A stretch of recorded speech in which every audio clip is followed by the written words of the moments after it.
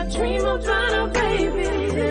Gazing them days and contagious, you're my baby. We know each other like the back of our hands. Understand, there's no mistaking, I'm taking this, you're my baby. What's good, YouTube? It's your girl, Asia. And it's your boy, BJ. And we're back like we never left. And we appreciate you for tuning back in, pulling up, and supporting the channel. Today, wow. How do I say this? Okay, so Jordan Peterson basically destroys Will Smith's myth about open marriage.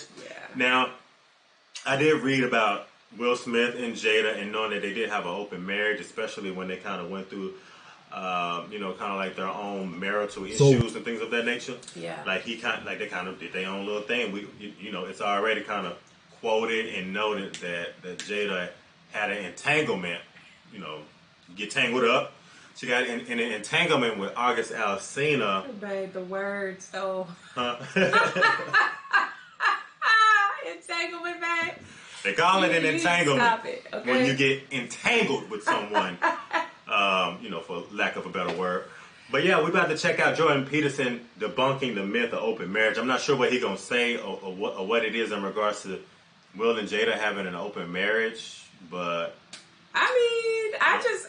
I have my own personal reservations about like having like open marriages, open relationships, because I don't know if my mindset can just be fixed to allowing that. You know what I mean? Like, look, I don't like to share. I'm just saying. I'm not interested in sharing, okay? I don't want to be shared either, Yeah, and I feel like, in regards to this open myth, Will and Jada, they sharing is caring. I think they say that sharing is caring. Hey, whatever floats your boat. I know somebody personally that is actually into that, and she just legit is like, I don't care. You know what I mean? Have your boat floats, you know what I mean? Yeah, and I know who you're talking about. I do. So let's go ahead and jump into it. I understand it. I just, in my mind, I'm just like, I don't even know how I could even. It just has to be something that I think you just have to be accepting to. It's gonna burn in your soul. Yeah. You got to be accepting for something. Like that. That's a lifestyle for most people that's not willing to live that lifestyle. You know. Right. So Will Smith was recently interviewed by GQ, in which he opens up a bit about his life, specifically his marriage. Now, of course, at this point, everyone in the world kind of knows about Will Smith's marriage. And then what did you do, Jada? Well, I think from there, as time went on, I got into a different kind of entanglement. I think you need to say clearly what happened. And I got into an entanglement with August. That's what I said. That ain't what you said. That ain't what you said, girl. I need you to be clear. I watched I remember this red table talk. Yeah, the red table talk, and I watched I don't know why don't recall finishing it, but I watched a lot of it. Yeah. And I was just like, man, that man's eyes, man. And I feel like Will's eyes said everything. Yeah. And he wanted to clarify. He's like, let's clarify exactly what's going on. Like he didn't want any stone unturned with this. Down with Will and had a conversation due to the transformation from their marriage to life partnership that they've spoken on several times, and it, not involving romanticism. He gave me his blessing, and I totally gave myself to that relationship for years of my... No, he definitely gave something to the relationship. He definitely gave something. Totally gave myself to that relationship for years of my life, and I truly and really, really deeply loved and have a ton of love for her. That is not the point of this video. What he does with his life is totally up to him. But he made some few comments about open marriage that I think we need to think about, and we can have a kind of a discussion on. And I would love to get what your guys' thoughts on this is. So in the interview, he says this specifically. He says that for the large part of our relationship, monogamy was what we chose, not thinking of monogamy as the only relational perfection. He further said, we have given each other trust and freedom with the belief that everybody has to find their own way. And marriage for us can be a prison. I don't suggest this road for anybody, but the experiences and the freedoms we've given one another and the unconditional support, to me, is the highest definition of love. And he says that this kind of a marriage is the highest definition of a love. In our generation, where we're seeing a lot of this, being popular, even amongst people that are single as well. And that's why I really believe it is important to have this conversation as well.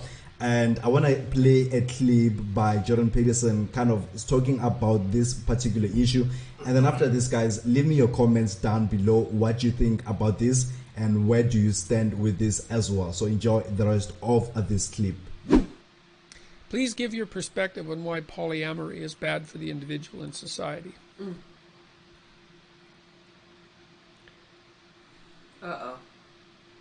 thinking. Oh, he putting this one together. I think the fundamental reason is, there's a bunch of reasons. I mean, the first is societies seem to function better, that is, less violently, let's say, when there's one woman per man. If there's many women per man, there aren't many women for every man.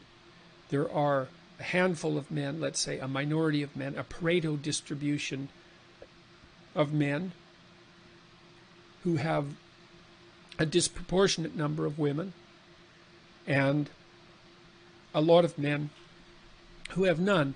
And those aren't happy men, let's put it that way. They're men who are very likely to get up to no good very rapidly. So there's that. Then I would say the women who, let's say a man has many women, and let's say he's a desirable man for that matter, just for the sake of argument, if he has a variety of women, then those women don't have much of him. So they don't get to establish a real individual relationship with him because it's going to be fragmentary. Right. And I don't believe that that's satisfying for people. I think that what you want, as much as you possibly can, is to have people around you with whom you can weave your life together over the short term, medium term, and long term. It adds depth to your life in a way that almost nothing else can. And so what you do, and so I've been speaking more about permanent polyamorous relationships. You might ask, well, what about sequential ones where, which is in some ways indiscriminable from, from just casual sleeping around. I think the problem with that is that to sleep around casually is to imply that sex is casual. To imply that sex is casual is to assume implicitly that it can be divorced from the rest of life, emotional life, motivational life, values, all of that. And you can divorce it, but you pay a big price for that. I think the price you pay is like the virtual. Well, the word psychopathic keeps leaping to mind. Yeah, good old Freud. You have to reduce a person to the casual pleasure of a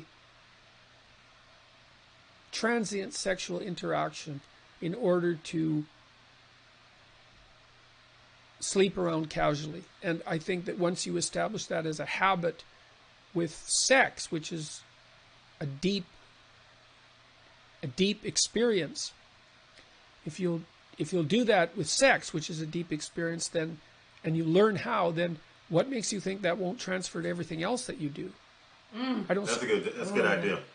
Because I feel like with sex being such a deep, like, emotional connection between people, I feel like it can bleed over into like other parts of your life outside of just sex, but in regards to like just relationships with people, period. Because when you lay down with somebody and have sex, it's like you're transferring that energy. You know what I mean? Right. Like, so even after you guys have had sex, you still have the residue of that person's energy in you, or Well, he's just talking carrying about it around in terms of like a transactional type of sex. I mean, you basically are just doing it just for, you know what I mean, the transaction of just being with another person casually, you know what I mean, and being able to just be like, oh, okay, that's it, bye. You know what I mean? And it carries over into like everything else. Like relationships, you know, maybe. And I wonder though, I wonder if he's referring to like, you know, maybe like work ethic, you know, personal growth, like, you know what I mean? Almost being like, oh, you know, I don't really care, like, you know, if this person likes me or not. Like not really putting your whole self into something, because at the end of the day, you know that if you just give enough, then once you walk away from it or let it go, it's not going to bother you as much, because it was just like a transactional type of thing. It was only good to you while you needed it. Right. Until it's gone. You know what I mean? And then after a while, you don't even see that person as a person anymore. Right. They're an object. Right. Wow. Which is already that psychopathic. It just, you know, the mental part of it, you know. It can be detrimental, I believe. But then it's like, I mean, so if you go on and you carry on into another relationship and say you actually start having feelings for someone in particular, does it carry on to that if that's what you're used to, even for the person on the opposite end of the spectrum, not necessarily the person that is that way? What about the person that's the object? Mm-hmm. What about how they feel? Exactly. And if you're always having that transactional sex, you know, you may have issues with once you find somebody that you really like and really love, you're going to have issues loving that person the right way that they need to be loved, because you've been so caught up with emotional transactional sex, which is kind of it's emotionless to a almost degree. Like getting a high off of something and then when it's done, like that's it, like the high is gone. Like you can't keep that. And you only come back for the high. Right. Oh, that's tough. Learn how, then what makes you think that won't transfer to everything else that you do? I don't see how it can fail to. So, you know, you could say, well, monogamy isn't a very good solution. It's like, well, life is a fatal, sexually transmitted disease with a 100% fatality rate too. You know, there's lots of really complex problems for which we only have the best answer we can come up with, which is not a utopian answer, but I would say, and I think the evidence supports this as well, that stable monogamy is the best solution that we know of, and it's also the minimum necessary requirement for the stability of children. So, polyamory, it's wrong. It's wrong, it makes men violent, it increases inequality in the manner that makes things dangerous. It makes it impossible for women to have a deep relationship with men. It facilitates the, what would you call it? The transformation of sex into something casual, and then that spills out into the rest of the world. It deprives the people who engage in it of the opportunity of establishing a stable, long-term, mutually satisfying. It's more than that. Mutually beneficial relationship. You know, because a good marriage, the people in it gain more than. They're more than twice as good, right? The benefits aren't precisely linear, so you lose that. Destabilizes the situation for children. There you go, man. That's a lot of things that aren't about it that aren't good. That's for sure. Wow. Interesting perspective.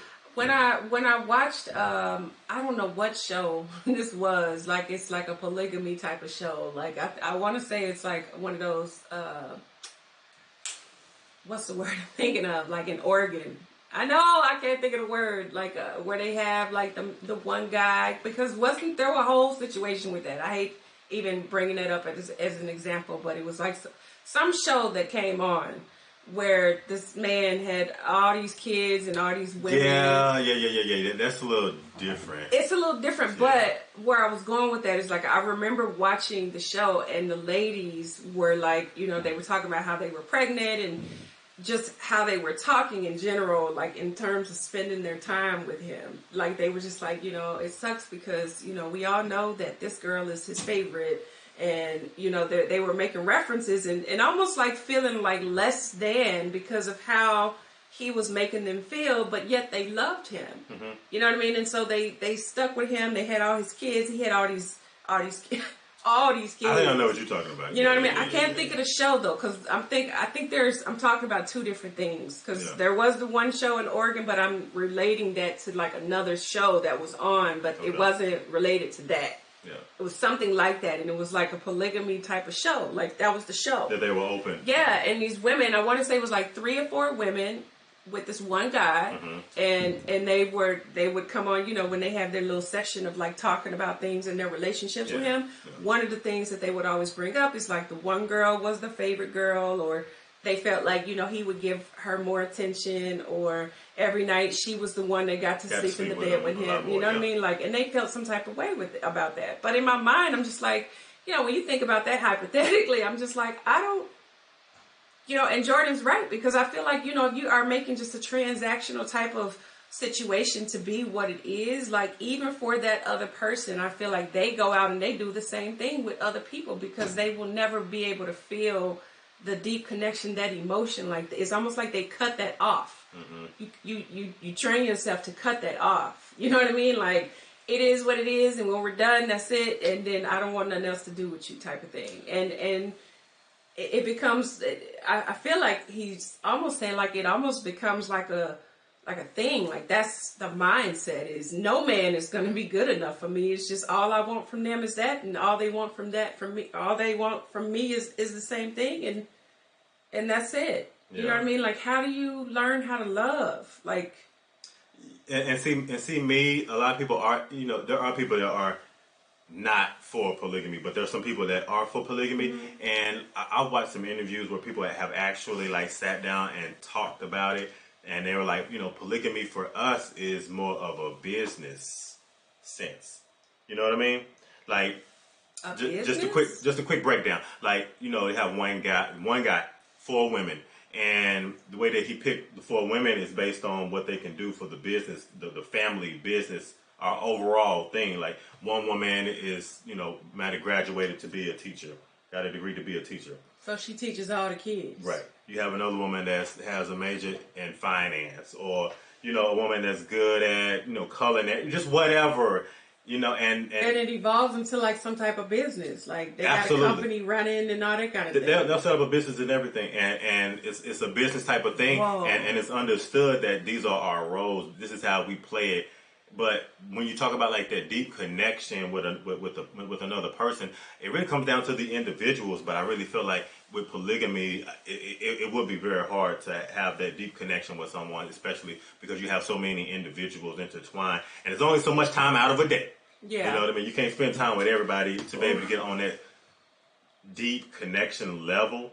And I just feel like with most people that are polygamous, I don't think that they ever achieve that in regards to being able to like connect between the 3 or the 4 or the 5, however many of them there are, to really be able to connect on that deep emotional, lifelong level, Yeah. And then just kind of going back to like Will and Jada, I don't like to like talk about other people's business, but since Will and Jada spoke about it and they put their business out there like that, you know what I mean? Like I feel like what Will was saying in regards to them giving each other those experiences in life is the true definition of love. Like he's telling you and showing you like, Jada went out and had an entanglement, but at the same time it was mutual. Will was doing his thing too. Mm-hmm. You know what I mean? And whatever issue they had going on was the issues that they had going on. But I feel like they just had an open relationship because of what they were going through in their marriage. And they just decided to kind of, okay, I'm going to do what I'm going to do, make myself happy, then I'm going to come back and make myself happy. And I guess it worked out for them because in the end, that they still stayed married. To each other. Exactly. I just feel like it would just be so hard weird to like love. Yeah. Like I feel like we would love each other, but it's just like we can't love each other on the same type of level when you giving that same feeling, that energy, that love to somebody else. Like you are sharing that love with somebody. And I me personally, I'm just like, I just feel like when you have a relationship, when you when you get married, you are giving your whole self to somebody. So for me, just in my mind, it would just be hard for me to share that love with other people and vice versa, and watch it be given to somebody else. If that were the case, if I were to watch you be in love with some other woman and knowing that you finna go over to her house and have sex with her and then come back home with me, like, I got a problem with that. I just don't know how to just fix that in my head to be like, oh, okay, yeah, babe, I love you. Give me a kiss. You got me. Tell her hi when you get over there. Okay. You know what I mean? And I made y'all some food. Go ahead and take your plate on. You know what I mean? Like, I just don't know.